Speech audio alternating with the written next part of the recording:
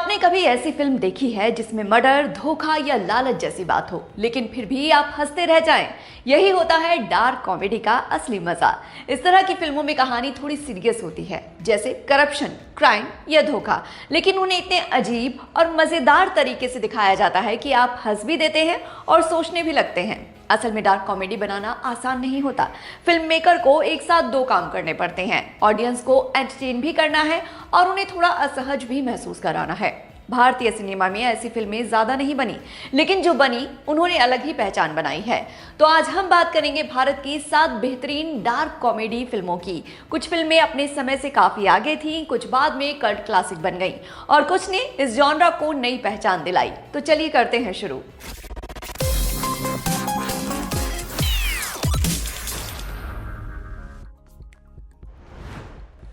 1983 में आई जाने भी दो यारों इंडियन सिनेमा की सबसे मशहूर डार्क कॉमेडी फिल्मों में गिनी जाती है। इसे कुंदन शाह ने डायरेक्ट किया था और नेशनल फिल्म डेवलपमेंट कॉर्पोरेशन ने प्रोड्यूस किया था। फिल्म में नसीरुद्दीन शाह, रवि वासवानी, ओमपुरी, पंकज कपूर, सतीश शाह और सतीश कौशिक जैसे शानदार कलाकार थे। दिलचस्प बात यह है कि फिल्म का बजट काफी कम था, करीब 7 लाख रुपए, लेकिन इसके बावजूद ये इंडियन सिनेमा की सबसे यादगार फिल्मों में शामिल हो गई। कहानी 2 संघर्ष कर रहे फोटोग्राफर्स विनोद और सुधीर की है, जो मुंबई में अपना फोटो स्टूडियो चलाते हैं। एक मैगजीन एडिटर उन्हें एक बिल्डर के भ्रष्ट कामों की तस्वीरें लाने का काम देता है, लेकिन इसी दौरान वो गलती से एक हत्या की तस्वीर कैमरे में कैद कर लेते हैं। इसके बाद कहानी एक मजेदार मोड़ लेती है, जहां वो सच सामने लाने की कोशिश करते हैं और कई भ्रष्ट लोगों से टकरा जाते हैं। फिल्म का सबसे मशहूर हिस्सा इसका महाभारत वाला क्लाइमैक्स है, जिसे आज भी इंडियन सिनेमा के सबसे यादगार कॉमिक सीन्स में गिना जाता है। रिलीज के वक्त फिल्म ज्यादा नहीं चली, लेकिन बाद में इसे कल्ट क्लासिक का दर्जा मिला। आज भी ये फिल्म भ्रष्टाचार और सिस्टम पर एक तीखा लेकिन मजेदार सटायर मानी जाती है।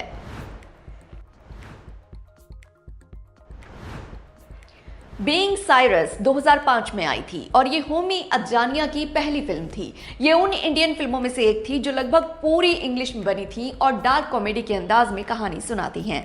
फिल्म में सैफ अली खान, नसीरुद्दीन शाह, डिंपल कपाड़िया और बोमन ईरानी जैसे दमदार एक्टर नजर आते हैं। कहानी साइरस मिस्त्री की है, जिसका रोल सैफ अली खान ने प्ले किया है। साइरस मिस्त्री पंचगनी में रहने वाले एक मूर्तिकार दिनशॉ सेठना के घर पहुंचता है और कहता है कि वो उनका काम सीखना चाहता है। धीरे धीरे वो उस परिवार का हिस्सा बन जाता है, लेकिन जल्द ही पता चलता है कि इस परिवार के अंदर कई पुराने झगड़े, तनाव और छिपे हुए राज हैं। फिल्म धीरे धीरे आगे बढ़ती है और आखिर में एक ऐसा ट्विस्ट आता है जिसमें साइरस की असली मंशा सामने आ जाती है। ये फिल्म अपने समय के हिसाब से काफी अलग थी। इसमें गाने नहीं हैं और पूरी फिल्म लगभग 85 मिनट में एक टाइट कहानी की तरह आगे बढ़ती है। रिलीज के समय फिल्म बहुत बड़ी हिट नहीं थी, लेकिन बाद में लोगों ने इसे काफी सराहा। खास बात यह भी है कि ये सैफ अली खान की पहली इंग्लिश फिल्म थी और कई लोग आज भी इसे उनकी सबसे अलग और यादगार परफॉर्मेंस मानते हैं। 2011 में आई डेली बेली को अभिनय देव ने डायरेक्ट किया था और इसको आमिर खान प्रोडक्शंस ने बनाया था। इसमें इमरान खान, कुणाल रॉय कपूर, वीरदास, पूर्णा जगन्नाथ और विजय राज जैसे एक्टर नजर आते हैं। ये फिल्म हिंदी और इंग्लिश मिक्स भाषा में है, बिल्कुल वैसे जैसे बड़े शहरों के युवा जनरली बात करते हैं। फिल्म की कहानी दिल्ली में रहने वाले 3 दोस्तों ताशी, नितिन और अरूप के आसपास घूमती है। तीनों की जिंदगी काफी उलझी हुई है और वो एक बेहद गंदे अपार्टमेंट में रहते हैं।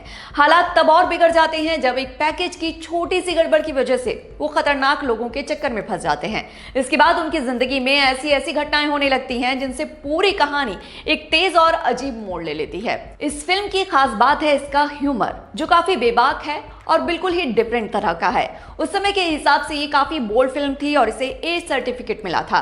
फिल्म में विजय राज का किरदार भी लोगों को काफी याद रहा। रिलीज के बाद डेली बेली को दर्शकों और क्रिटिक्स दोनों ने काफी पसंद किया। इसकी तेज रफ्तार कहानी, अजीब हालात और बेबाक कॉमेडी ने इसे बाकी फिल्मों से अलग बना दिया। समय के साथ ये फिल्म बॉलीवुड की सबसे चर्चित डार्क कॉमेडी फिल्मों में गिनी जाने लगी। 2018 में आई अंधाधुन को श्रीराम राघवन ने डायरेक्ट किया था और इसे आज के दौर की सबसे बेहतरीन हिंदी थ्रिलर फिल्मों में गिना जाता है।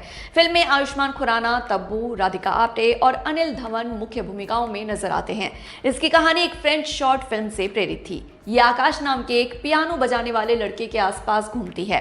वो ब्लाइंड आर्टिस्ट के तौर पर अपनी जिंदगी और म्यूजिक के साथ आगे बढ़ रहा होता है, लेकिन एक घटना के बाद उसकी जिंदगी अचानक उलझ जाती है। इसके बाद वो ऐसे हालात में फंस जाता है जहां सच और झूठ के बीच का फर्क समझना मुश्किल हो जाता है। फिल्म की सबसे बड़ी ताकत इसकी कहानी और कैरेक्टर है, खासतौर पर तब्बू का कैरेक्टर और आयुष्मान खुराना की परफॉर्मेंस को दर्शकों और क्रिटिक्स दोनों ने ही खूब सराहा।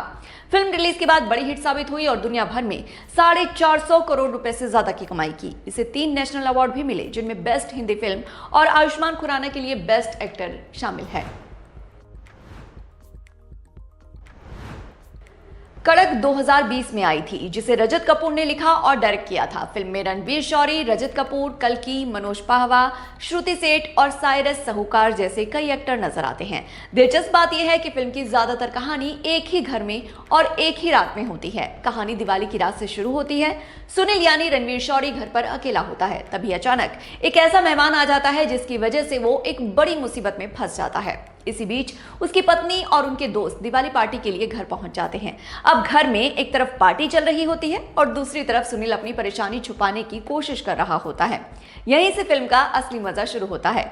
पूरी फिल्म में बातचीत, अजीब हालात और कैरेक्टर्स की छोटी छोटी हरकतों से डार्क ह्यूमर निकल कर आता है। धीरे धीरे रात बढ़ती है और हर कैरेक्टर का असली चेहरा सामने आने लगता है। कड़क अपनी अलग स्टाइल और एक्टर्स की शानदार परफॉर्मेंस की वजह से काफी पसंद की गई। इसे एक दिलचस्प इंडियन डार्क कॉमेडी माना जाता है। लूट केस 2020 में रिलीज हुई थी, जिसे राजेश कृष्णन ने डायरेक्ट किया था। फिल्म में कुणाल खेमू, गजराज राव, रसिका दुग्गल, रणवीर शौरी और विजय राज जैसे शानदार एक्टर नजर आते हैं। ये फिल्म सीधे डिज्नी प्लस हॉटस्टार पर रिलीज हुई थी, क्योंकि उस वक्त कोविड लॉकडाउन के चलते थिएटर बंद थे। फिल्म की कहानी नंदन कुमार के इर्द गिर्द घूमती है, जो एक प्रिंटिंग प्रेस में काम करने वाला आम मिडिल क्लास आदमी है। उसकी जिंदगी बहुत आम है और पैसों की हमेशा तंगी रहती है। एक दिन उसे एक सुनसान जगह पर लाल रंग का सूटकेस मिलता है, जिसके अंदर ढेर सारा कैश होता है। यहीं से उसकी जिंदगी अचानक उलझने लगती है, क्योंकि उस सूटकेस के पीछे कई अलग अलग लोग पड़े होते हैं। एक ही सूटकेस के पीछे गैंगस्टर, नेता और पुलिस सब भाग रहे होते हैं और इसी वजह से लगातार अजीब और मजेदार हालात बनते रहते हैं। खासतौर पर विजय राज का कैरेक्टर काफी यादगार बन गया था, जो जानवरों की मिसाल देकर बात करता था। रिलीज के बाद लूट केस को दर्शकों और क्रिटिक्स दोनों से काफी तारीफ मिली थी।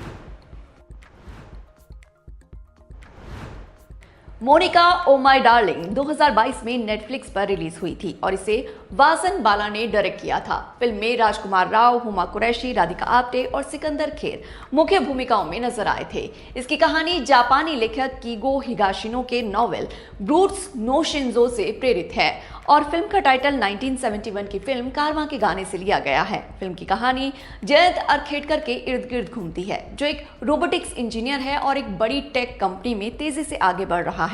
उसकी जिंदगी तब उलझ जाती है जब उसकी ही कंपनी की एक एम्प्लॉय, उसकी कलीग मोनिका मचाडो, जयंत की जिंदगी से जुड़ा एक राज सामने रखकर उसे ब्लैकमेल करने लगती है। मोनिका का रोल हुमा कुरैशी ने किया है। इसके बाद जयंत ऐसे हालात में फंस जाता है जहां चीजें धीरे धीरे और उलझ जाती हैं। फिल्म का लुक और म्यूजिक 60-70 के दशक की क्राइम फिल्मों से प्रेरित है, जो इसे एक अलग रेट्रो फील देता है। राधिका आप्टे फिल्म में पुलिस ऑफिसर एसीपी नायडू के रोल में नजर आती हैं, जिनका कैरेक्टर काफी यादगार बन गया। रिलीज के बाद फिल्म को दर्शकों और क्रिटिक्स दोनों ने खूब पसंद किया और 2023 के फिल्म फेयर OTT अवार्ड्स में इसे कई अवार्ड और नॉमिनेशन मिले। ये थी भारत की 7 बेहतरीन डार्क कॉमेडी फिल्में, जिन्होंने हंसाया भी और सोचने पर मजबूर भी किया। ये आपको अनकंफर्टेबल करती हैं, लेकिन हंसाती भी हैं।